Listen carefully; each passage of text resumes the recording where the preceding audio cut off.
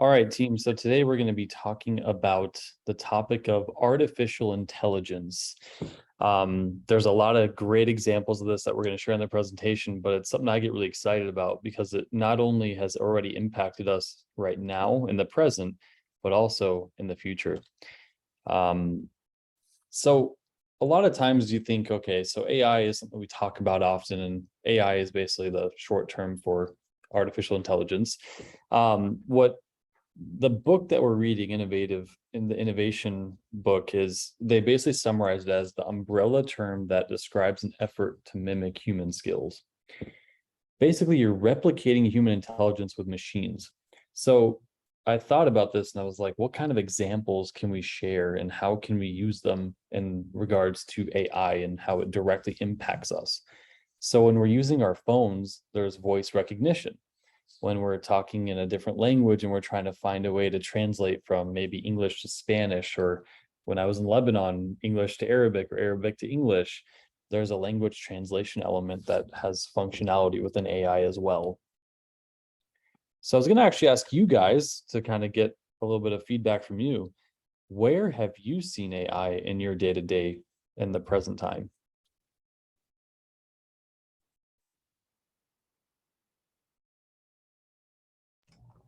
I think the Google stuff comes to mind, like the Google Home. I don't know if that counts because a lot of it's like, program and set it up, but you can, well, my kids ask it to make animal sounds, but you can actually ask it questions and it'll answer that too. So Yeah, good. I think in a lot of health areas right now, I mean, I'm seeing a lot of stuff with like Whoop and all these different areas where they collect your data, because it's really a function of how much data you collect, but they can sift through it just dramatically fast and then come up with conclusions, right? I mean, there's, it's part of the AI, but I think it's just fascinating how much data they can pull and the conclusions they can draw in like a fraction of the time to help people when it comes to their health. So I've seen a tremendous amount of AI in the health industry for sure.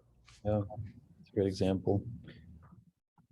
So there's some different things that we can do with AI, and those include some examples you guys have already kind of stated, but also they're solving problems. There's things like machine vision, decision making, even predicting the future, what's going to happen, and seeing the world through new lens or super sensors. Solving complex problems by learning from experience, right? So sometimes our past experiences enable AI to then predict future experiences and what could potentially impact us from a national and even global standpoint. And also creating, co-creating content. It's amazing what technology can do, especially with AI. So one thing that I kind of wasn't certain with was, what is machine vision? So I thought I would kind of drill in a little bit with that and educate a little bit further. So computers can now see, hear, and understand something about the world they inhabit. So that includes things like facial recognition with your phone. How do you access it securely?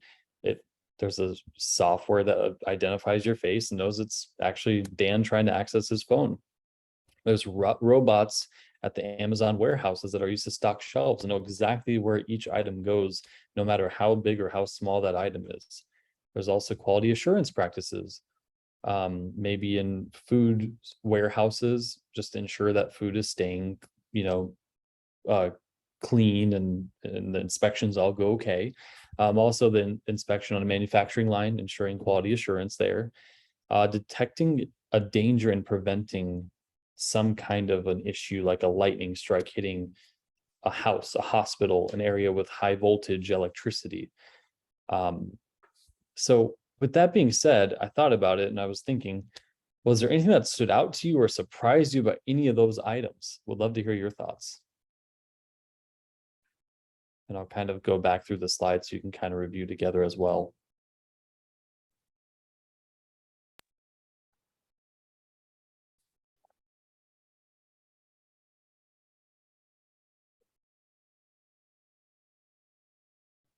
I feel like the solving problems using experiences that they've had already, like that's wild to me that they can do that.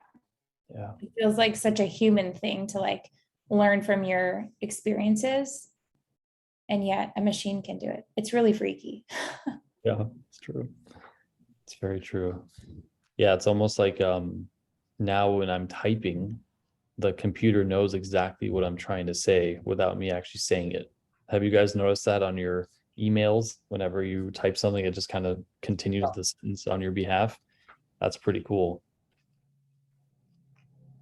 Yeah, kind of going along with what Michelle said, there's like a computer uh, like chess master, and they basically like taught them how to play chess, but through like no like they didn't train it at all. They just kind of let it make all the different mistakes and play like millions and millions of games.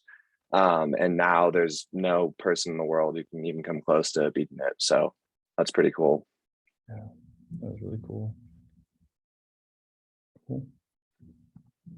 So there's another element which in the book stated that language and artificial intelligence, which I thought was really interesting, where we really break down spelling and grammatical errors. That kind of goes back to, you know, like your email completing a sentence for you, or even spelling error, or sometimes it even comes back to backfire where there is errors there where it thinks that you're trying to say, you know, something in a plural form and they just don't do it correctly. So sometimes you go back and it can be frustrating. Other times there's just things as simple as just language translation. You know, you can speak to your phone and text. I think that's a great tool for driving. I use it all the time where, you know, instead of looking down at my phone and texting, I just talk to my phone. It picks up what I'm trying to say and says the message. It's pretty amazing how even within legal contracts, you know, sometimes attorneys find themselves digging through these NDAs for hours upon hours, or even generating them where, you know, AI can actually allow the attorneys to save a lot of time by picking out exactly where the key items are they need to be focused on. There's also different ways of generating quizzes and assessments from a body of text. You know, you can even, if let's just say we're tasked with reading a book, we can generate an auto quiz to make sure that everyone actually read their content. I thought that was kind of interesting. In grad school, I would have probably gotten in trouble with that. I used to just skim through books and hope for the best, and hope there was no pop quiz. So I thought that was really interesting too. Also, one thing to note also is the better informed decision making. So even in our business, we're always trying to assess risk. Whenever we underwrite deals, we're looking at, does it make sense? Are we able to perform the right argument or share the right argument to a lender in order to accomplish our business objectives? So with mortgage companies, AI can help with assessing risk. There's also CRM, prioritizing the correct leads. We use Salesforce here, which is a great resource. And, you know, I was thinking of an innovative way that could be really helpful is if Salesforce was able to figure out at what point is the right time to call a contact, maybe after notes that we've generated in the system, or maybe it's been some time since we last connected with them. If it could auto populate exactly when that is that we should reach out to that person or that lead in the right time. Also with credit scores, I think we all have our behaviors, you know, and I get those emails or whenever you go to Target and it spits out, like once you're at checkout, it's here's all these coupons that kind of, we've already identified your behaviors of spending. Sometimes with me, it comes up with like golf balls or travel things and weird stuff that I don't even know how they figure that out, but it must have been a Google search I made. Even recruitment decisions, you know, there's a lot of great ways that AI can help us figure out how the right type of person will fit into our culture. But also we have to be careful with that because we don't want AI to take over all the decisions that are made within an organization too, because that can get a little bit dangerous. And also spending decisions, like I shared earlier at Target or any grocery store, you'll get coupons in the mail that are, you know, perfect. Or there's times where I'll be talking to a friend about buying a new putter, and then suddenly I get an ad that comes up that has a putter on there for $99 at, you know, the golf store, the PGA Superstore. So it's like, how in the world did it pick that up? Turns out they have a Amazon Alexa product in their house and it heard me say it, so it connects us right to it. So with that, I thought, how can we use AI in our business here at Integrity Capital?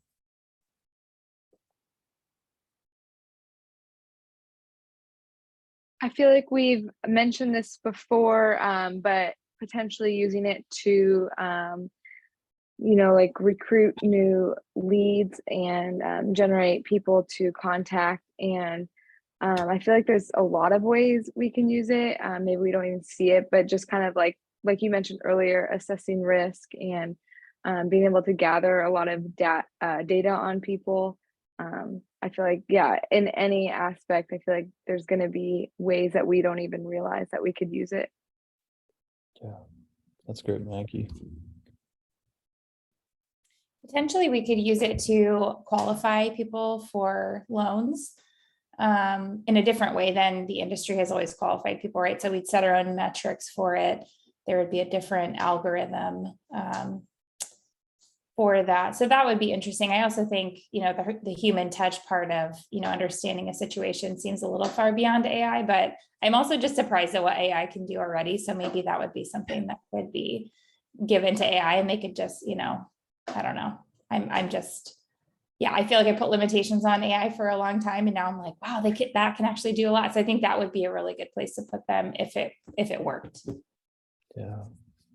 Yeah, it's actually pretty cool. Like on Google, sometimes on my phone, it knows I like to be a certain amount of time early to everything. So it says you should leave now to go this place that you're going, which is so interesting. And Yeah. it picks up on that. It's like you should leave now to go to the airport. You should leave now to go, home or whatever it is. So it's just like it's almost like we always have something there that's kind of there, but not really there, so it can be really unique. Think about the proactive, all the different areas that we have to go through manually to be proactive, right? But what if AI was built in to have the predictive capability to do that, right? In advance for us at the right time. So that would be really interesting to just see it functionally be able to do that. Yeah. And there's actually and I've been looking into this, but there's something right now where it's a scoring matrix where, to Michelle's point, you could literally qualify somebody within minutes, okay, just with the scoring, and it'll basically spit out a score. And if it's above a certain score versus below a certain score, the percentage of default, changes dramatically. And so you could sort of see this way where you're just qualifying like super fast.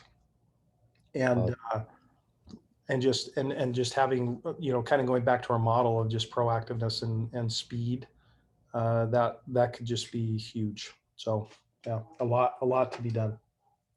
It's awesome. Yeah, it's a great example. So one of the uses that we could leverage here with AI is also predicting the future, like Dave is kind of sharing right there. That's a perfect example of predicting the future, really. Law enforcement uses AI to predict crime, where and when it might potentially happen, or where those hotspots are. I remember when I was purchasing our house, I was looking around at the neighborhoods and where the crime was, and if our zip code was one of those areas that could potentially have danger or not. And I'm sure a ton of AI was probably in that report that I was looking at. Disease outbreaks, right now we've dealt with COVID, there's monkeypox, there's a lot of different diseases that are kind of going out there. How do we control those better? Also, business planning and systems for future results and planning methods. How do we project our goals are going to be achieved, or what do we project we can achieve next year? How do we leverage AI to help us figure that out? And then some different future uses are through radiology, locating tumors, broken bones, and different things like that, where I know a lot of doctors spend hours of time looking at x-rays, just trying to figure out where exactly the issue is. And if AI can do that for them, then they can just be that second set of eyes. Imagine that will save us a ton of time and resources, and also get people the care they need at a faster pace. Quality assurance, manufacturing plants, spoiled fruit in a package. I have some people in my life that like to check every single blueberry in the package to make sure that there's no any like issues on there, like any fungal material or whatever it is that pops up on those. Regression analysis, if A happens, then B follows before C, or how exactly will this kind of work through the end result? Also time series production, weather forecasting, stock market predictions, and even natural disasters. There's a lot of different types of uses of AI. Some final thoughts I had. 20th century, businesses grappled with electrification. The late 20th century, every business embraced digital technology. AI seems to be making its stride in this day and age. So that's going to probably be the next thing. It's already happening in front of us. Thank you. Does anyone have any questions or want to share any